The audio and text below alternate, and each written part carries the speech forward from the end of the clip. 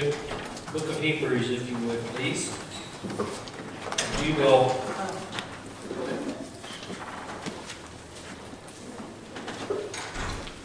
really get into this verse kind of toward the end. But Hebrews 13, verse 17 is going to be the verse that we will focus on kind of toward the end of this. And this is what the Bible says: obey your leaders and submit to them,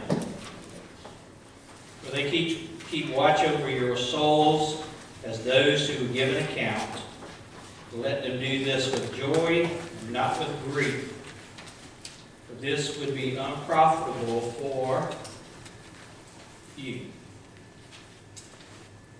A new missionary was being trained, and he was so excited to hit the mission field. He was young, he was enthusiastic, and he just really didn't see a need in all of this schooling.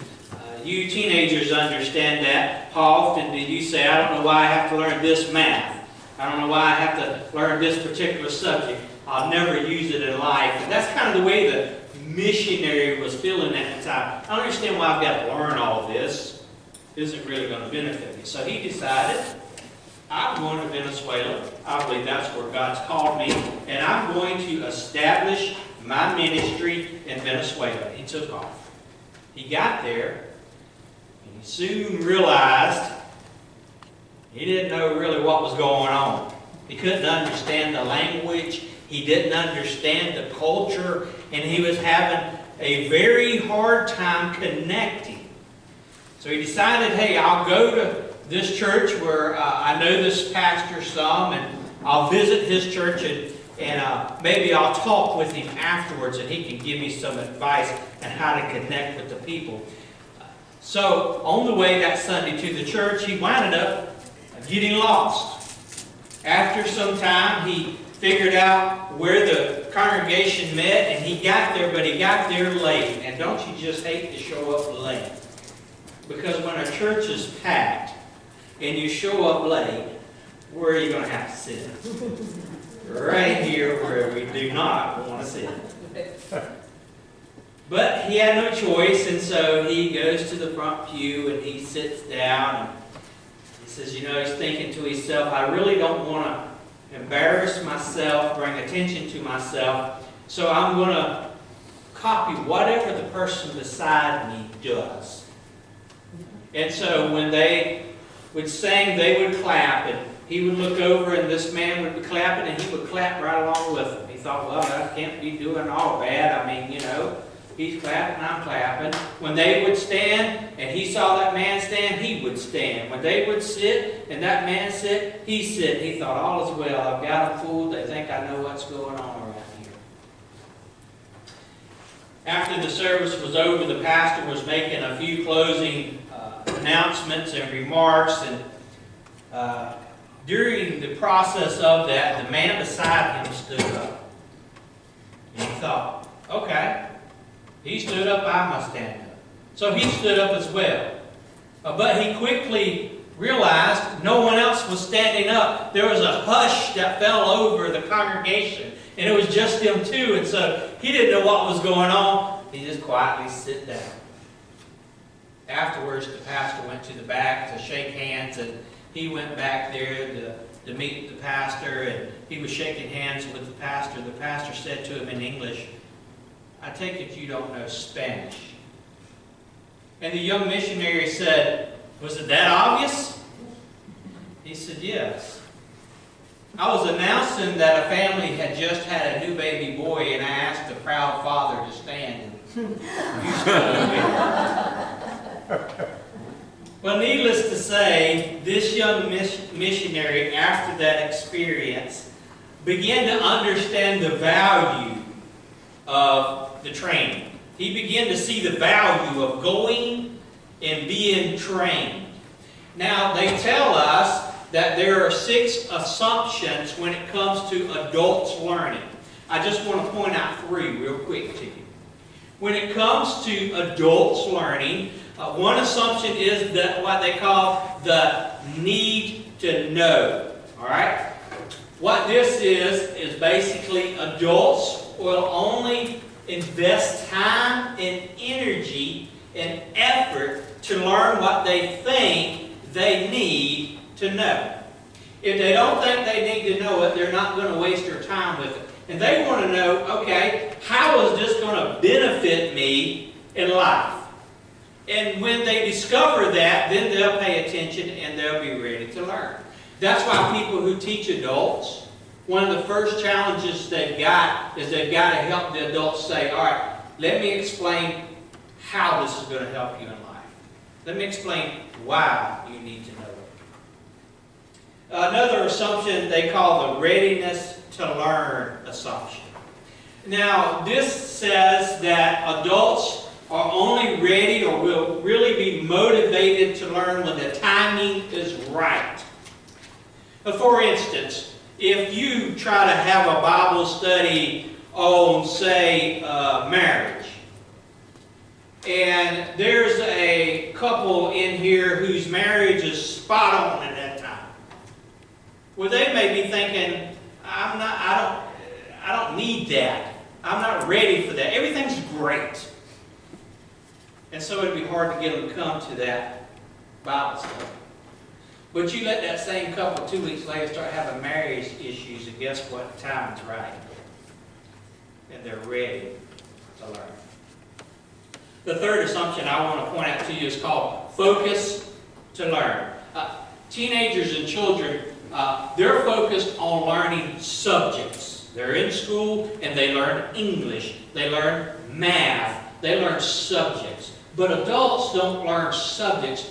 Adults like to learn real life experiences. They're life-centered learners. They like to learn about life. And they like to, whenever they're being taught, to see how that material or information connects to them in life. Now, in the story that I just shared with you, these three assumptions play out this way. The first one, need to know. The young missionary, he said, I'm done with training. He thought, well, I don't need to know this. But he soon discovered that that was key information. When he got to Venezuela, he realized, I need to know this information. When it comes to the readiness to learn, guess when the young missionary became ready to learn? When he embarrassed himself in that church. He now saw the value in the education, and he said, I'm ready to learn. Focus, life focus. He saw how that material was going to help him in life. Before, he was like, I don't understand how this is going to benefit me. I don't need to be here for this. And so he was out. But now he said, I'm life-focused. I see how this is going to help me. I'm ready to learn. You say, now, what is your point in all this morning? And that's a great question. Here's my point. Today, we're beginning our follower conference, 2019. Something that will take place once a year as long as I'm the pastor here, Fellowship of Truth. Where we will take 1 month out of the year and we will set aside and devote it to a follower conference. And I'm going to start today with the need for a follower conference. And so the information I'm going to share with you today is all about the need for a followers conference. And I hope that as you listen, that the information I give you, that you will see the need to come and learn and be a part of this conference. You see, here's the thing about these follower conferences. They're only going to be as successful as the members who show up and take to heart what's being said. And so if you're sitting there and you say, well, I don't need to know any of this, and so for the next few weeks I don't see you till after the conference is over with, you know, we missed it. Readiness to learn. I'm going to share with you the condition, the health of the church in America. some data, some research that has been done. And I hope that helps you see the readiness to learn, the shape in which our congregations here in America are in. I hope that inspires you to say the time is right to have these conferences. And they're going to be life-focused. They're going to be very practical. The information I share with you is going to make sense, and you're going to see how it works in your life. And so, I want to begin the conference with giving you 4 reasons Baptists need follower conferences. 4 reasons Baptists need follower conferences. Now, there are many reasons that I could have chosen from, but if I gave you a list of 12 reasons, you would go to sleep probably after number 5, and I would too if I had to list. Some said number 3. So I tried to narrow the field down to what I felt like were some of the keys based on my experience as a staff member of Southern Baptist churches and as a pastor of a Southern Baptist church. And the first reason that we need follower conferences are simply there are none. Have you ever thought about that in our convention? If you look in our convention, there are all types of conferences for leaders. You can find pastor conferences. You can find Sunday school director conferences, WMU conferences. You can find youth and children leader conferences. You can find music minister conferences. All those conferences are geared toward leadership. And our convention invests a lot of time, a lot of money, and a lot of energy into training the leaders of these local congregations. And their thought process, I believe, is if we train the leaders, everything's going to work out. Let's just equip the leaders to do the ministry. They can go back and they can equip the people. Everything's going to work out. You don't see, though, any follower conferences, do you? Do you see a conference held and just says, if you're just a church member and you want to learn how to be a biblical follower, come to this conference. You don't see those. You don't see conferences that help people understand why obeying and submitting to their leaders is important. As a matter of fact, can I just go ahead and tell you this? In our culture today, in our society here in America, the idea of obeying and submitting, that's not well received anymore. So if you was to have a conference in which you said, this is all about you learning to obey and submit to your leader, the only people that would show up, or shall I say the only thing that would show up, are crickets. Very few people there. You don't have a conference that says, hey, this is what could happen if the congregation began to submit and follow their leaders. Let me tell you how it could profit you personally and as a congregation. You don't have those things. The idea of investing in leadership and that solving the problem, how's that working out? Now that's a good question, because we invest a lot of time and money and energy into that. How is that actually working out for us as a denomination, as Christians? Well, Barna Research Group did a study in 2016 on the spiritual health of the church in America. And here are some things that they discovered. They said 75% of the people that were interviewed, there was just over 5,000 people interviewed from 18 and up, 75% of those, when asked, said they prayed to God in the last week. Did you catch that? That means 25 of the people interviewed didn't even pray the whole week to God. 35% of the people interviewed, when asked, said they have attended a church service in the last week. 35% of the people said they had attended a church service in the last week. 65% did not even go to church that week. 65%. 34% of the people interviewed said that they claim to have read the Bible on their own.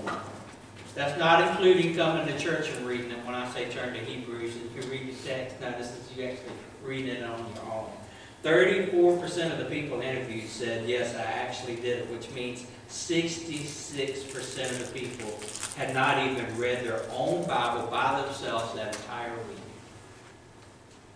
18% of the people interviewed, when asked, said they had done volunteer work in the church in the last week. Now, this is no shocker, is it? 10% of the people do all the work, right? So 18% of the people had actually done some type of service work in the church that week, which means 82% have done nothing the whole week. 17% of the people said they had attended Sunday school in the last week, which means 83% didn't even go to Sunday school. That's no shocker, is it? We can just look around and see that. It makes this research makes sense to us based on what we observe just here. 16% of the people interviewed, when asked, said they had attended a small group in the last week, which means 84% didn't even attend any type of Bible study whatsoever in the last week.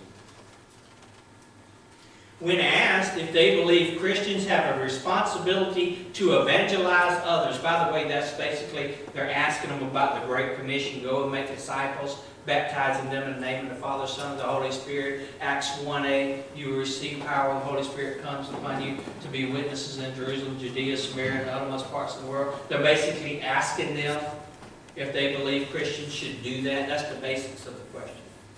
20% of the people said they agreed somewhat with the statement.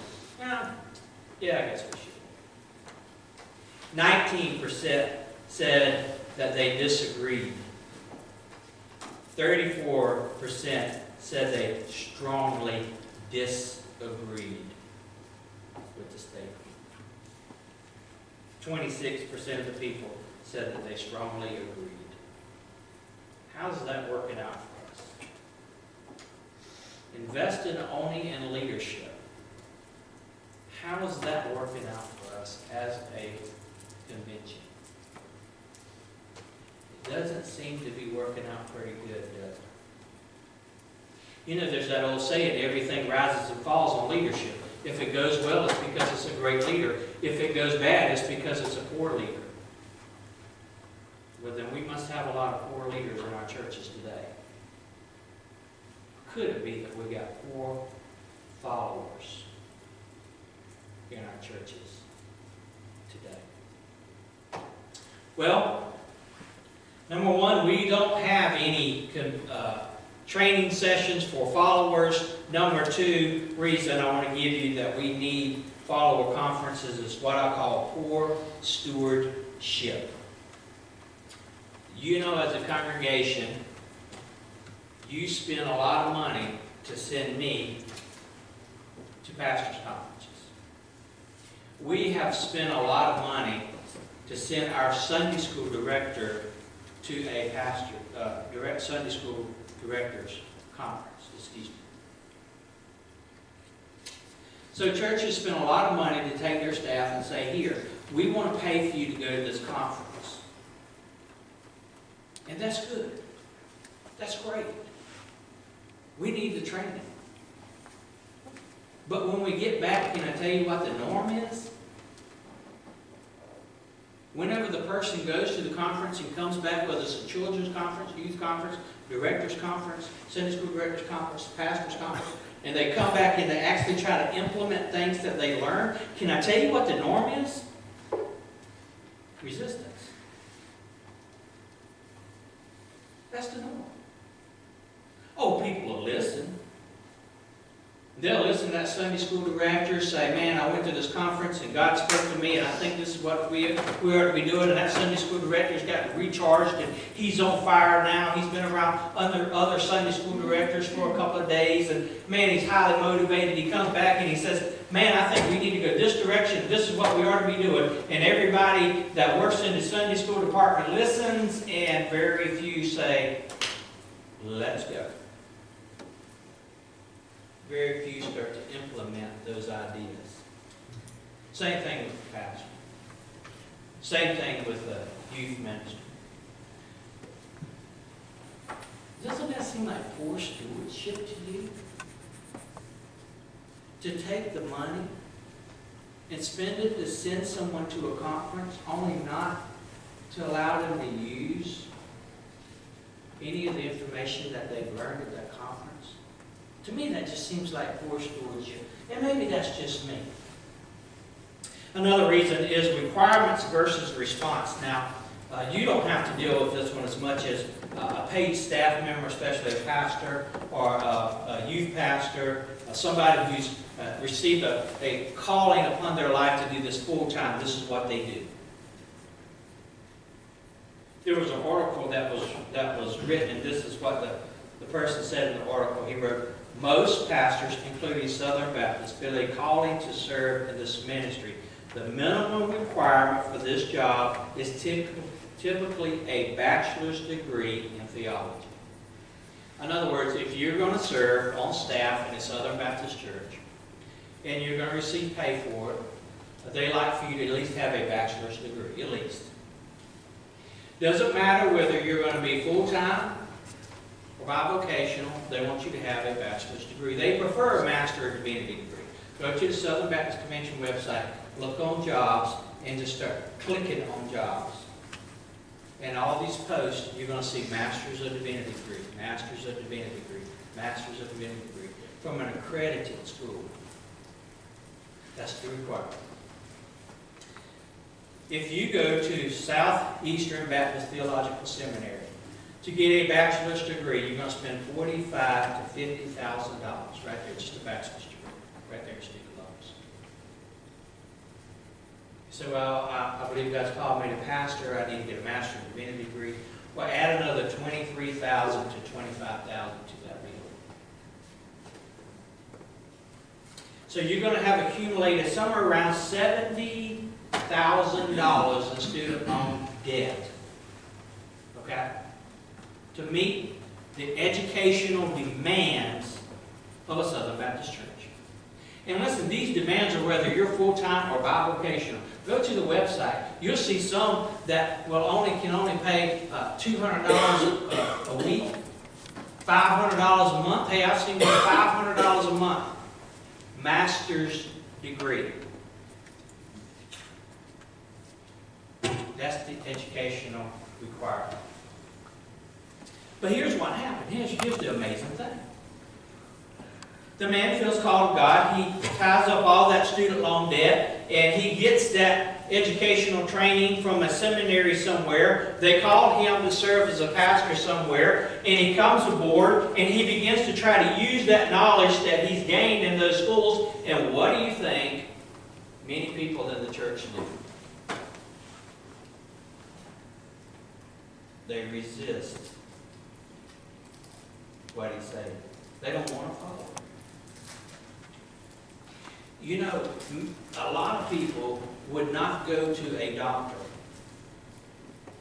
And the doctor say, here's my treatment plan. This is what I believe is going to help you out. I need you to follow it. A lot of people wouldn't say, well, no. They're going to follow it, right? They know that that doctor has been professionally trained. They see the degree hanging in the office, and they know he has received some professional training. They know he has license to practice this medicine. They see that hanging in the office. And so they say, look, this guy has been professionally trained. He has been licensed. And so when he tells me this is what I need to do, I'm going to trust him. But those same people can walk into their pastor's office and see a degree hanging on the wall. They can see that they have been licensed to preach and ordained to preach. And some of those same people were not following the pastor whatsoever.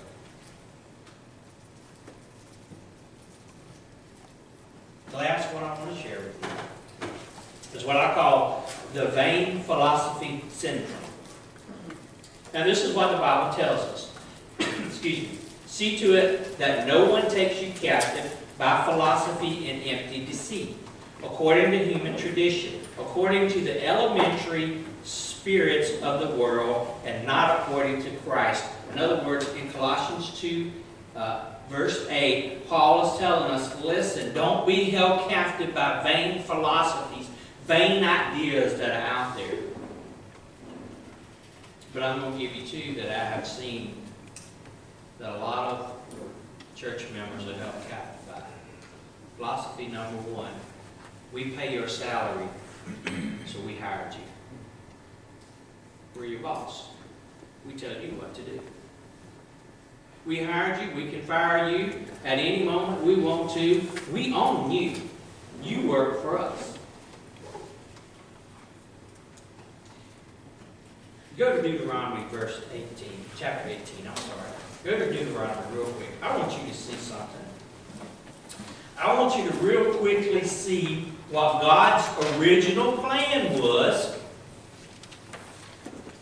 for taking care of people who devote their lives to serving the Lord, whether it be in a pastor position, whether it be in a youth pastor position, associate pastor degree, whatever it may be, where they say, this is what I'm going to devote my life to. This was God's original plan. If you look, starting in verse 1, the Levite priests, the whole tribe of Levi, shall have no portion or inheritance with Israel. They shall eat the Lord's offering by fire in its portion. They shall have no inheritance among their countrymen. The Lord is their inheritance, as He promised them. Now this shall be the priest's due from the people, from those who offer a sacrifice, either an ox or a sheep, of which they shall give to the priest the shoulder and the two cheeks and the stomach. You shall give him the first fruits of your grain, the new wine, your oil, and the first shearing of your sheep. For the Lord your God has chosen him and his sons from all your tribes to stand and serve in the name of the Lord forever. Here was what God was getting at. He was telling the nation of Israel, you're going to take care of this particular group of people, the Levites. Okay? Now their job, their full-time job is they're going to be serving me.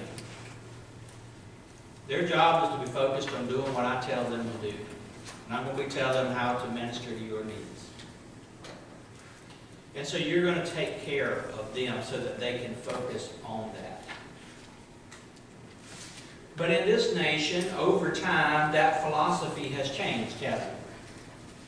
And a lot of people say, well, I tithe. Now, some people don't even tithe who hold this philosophy. But a lot of people tithe, and they say, well, you know, my tithe money goes to pay your salary, so therefore I am your boss. And you work for me. You don't tell me what to do. I tell you what to do.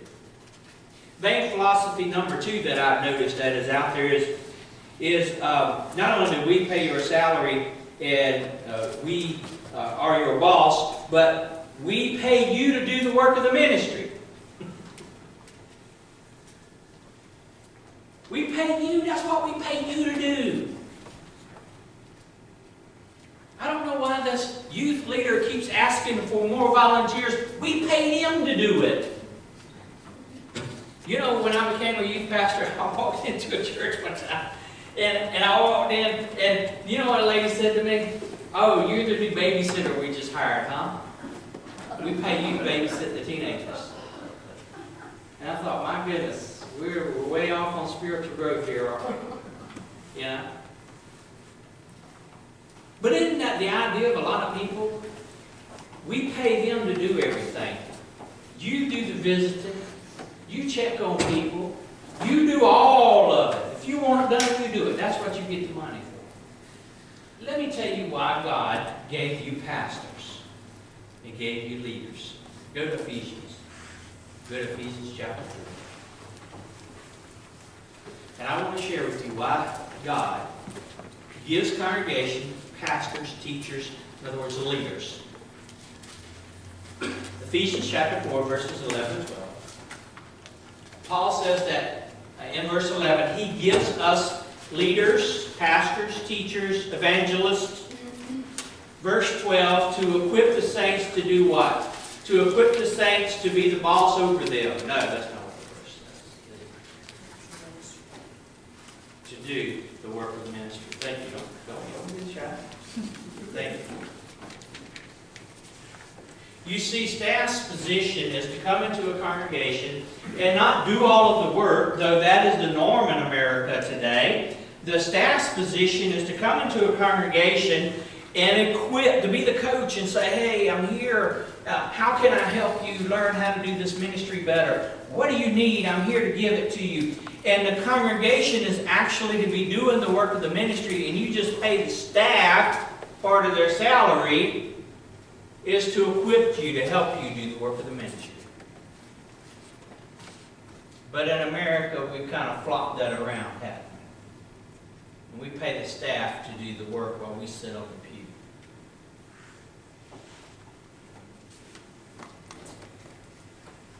Well, I want you to notice something in this Colossians 2:8 verse that I read. He said that we're not to be held captive by vain philosophies according to the elementary spirits of the world. I like that. AKA the lowest ranking demons in God's army. The less knowledgeable demons in God's army are the ones that have cast this vain philosophy on American churches. Satan did not even have to use his most knowledgeable, highest-ranking demons to do this. Did y'all catch that? All he had to do was send out his lowest-ranking, least knowledgeable demons and say, cast these vain philosophies upon the Christians in America, and the churches will begin to die down. The work of the ministry will begin to stop. Because the pastor and the youth pastor or the associate pastor can't do it all. And he won't have anybody to help him. Now, based on these 4 reasons that I've given you, is it any wonder Southern Baptist churches are in the shape that they are in? This is why I believe we need to have follower conferences. This is something that God laid on my heart several months ago and began to burden me about. And He began to share this vision with me. And can I tell you real quickly how He confirmed it? I went to lunch with a friend of mine who had no idea that I've been praying about this and talking to the Lord about it. And in the middle of our conversation, he looked at me and he said, you know what we don't have in our convention? We don't have anything for the average church member to teach them how to be a church member. And it floored me when he said that. He said, we need that. And I said, oh, God, you just confirmed it. And I'm going to get busy about doing it. And so, our key verse for this conference is simply found in Hebrews. If we can get a click on the clicker. Thank you. My clicker zoned out on me for a moment. She's back. This is our key verse. Obey your leaders and submit to them, for they keep watch over your souls as those who would give an account. Let them do this with joy and not with grief, for this would be unprofitable. Now, this is what God gives us in this verse. He gives us the responsibility of every church member who is not in a leadership position. And that is to obey and submit to the leaders in the church, whether they're deacons, whether they're Sunday school director, whether they're pastor, whether they are the youth pastor, if they are a leader, WMU leader, if they are a leader, whether they're your teacher in your classroom, if they are in a leadership position, God says it is the responsibility of members who are not in that leadership position to submit and to obey them. Now, I know we don't like that in America, and I understand that, but I'm just sharing with you what God says. And God's Word doesn't change because God is the same today, yesterday, and forever, and He does not change. So He hasn't made any adjustments to this over all these centuries. It's maintained the same. Then we have the responsibility of every church member who is in a leadership position. Keep watch over members' souls. Simply means to be diligent about this thing. To whatever ministry you're over, to be diligent about overseeing it and making sure that the people are growing spiritually. Now listen, let me just say this now. I know you can't make them grow spiritually. But you want to make sure that whatever ministry you're over, that you've given them every opportunity to grow spiritually. You've done everything you know to do. Now the rest is up to them. It gives us number 3, the accountability of every church member who is in a leadership position. Leaders are accountable to God. God will hold leaders accountable. That's the whole thing about following. Even leaders have someone they have to follow, and that's God. And God will hold them accountable. We think it's our responsibility, by the way, don't we? We show up and we say, I'm going to tell that Sunday school director and give him a whiteboard. I'm going to tell that youth pastor, boy, that pastor's going to get it from me. It's my responsibility to hold them accountable. You ever seen what Justin Belt? You ever seen that before? Huh? We think it's our role to do that. And there are times, maybe, yes, when they're out in sin and we need to come talk to them about it. But if they're out in sin, it should be a Bible verse that we can show them here in the Bible, not a perfect personal preference that we have up here. You see the difference? And we should be able to come sit down with them in love and say, look, we're just concerned about you. See this verse right here? We just noticed something in your life there. We love you. We're praying for you. Hey, I'm right with you, man. I just want to point this out and tell you I love you. Versus what normally happens in a Baptist church is the personal preference. And you're not doing things my way, accountability. I'll run the show. Number 4, the outcome of every church member who is not in a leadership position. And here's the outcome, okay? Obedient, submissive attitudes from members toward leaders will result in spiritual growth, both personally and congregationally. Remember, he says it's not profitable. In other words, it's profitable if you submit and you obey. It's going to profit you spiritually, and it's going to profit the congregation spiritually. Well, what can we do to get our congregation to grow? Well, my goodness, if we can't get people to follow leadership, it's kind of hard to grow. Because your leadership is leading you to do the work of the ministry. And the work of the ministry is going to grow the congregation spiritually, and it's going to grow the congregation numerically because you're going to be reaching out to the community and witness. It also says, though, there's a flip side to the coin. Disobedience and an unsubmissive attitude from members toward leaders will result in little personal and congregational spiritual growth. So now that you better understand the need for a followers conference, and that's what we've been talking about this morning, this is my hope for you. I hope that you plan to attend each session. In other words, I hope you plan to show up to these things. I hope that not only do you plan to show up because they're going to benefit you, the information that's shared personally and congregationally, but I hope you show up ready to learn now that you understand the crisis that the church is in. Our church in America is in bad shape. Number 3, I hope you're going to apply what you've learned. Go to James real quick. Just real quick. Stay with me just for a moment here. This is what I know is God's will. James chapter 1, verse 22, but prove yourselves doers of the word and not merely hearers who deceive themselves. Let me stop right there and say this is what I know is God's will. It's God's will for you to be showing up and listening. Because he doesn't even say, to listen. He assumes that his people are showing up and listening.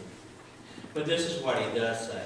Not only just show up and listen, but he says, prove yourselves doers of the word. We can have all the follower conferences and leaders conferences we want as a congregation, convention. But if nobody is willing to prove themselves doers, it's all been a waste of time. Father, thank you for this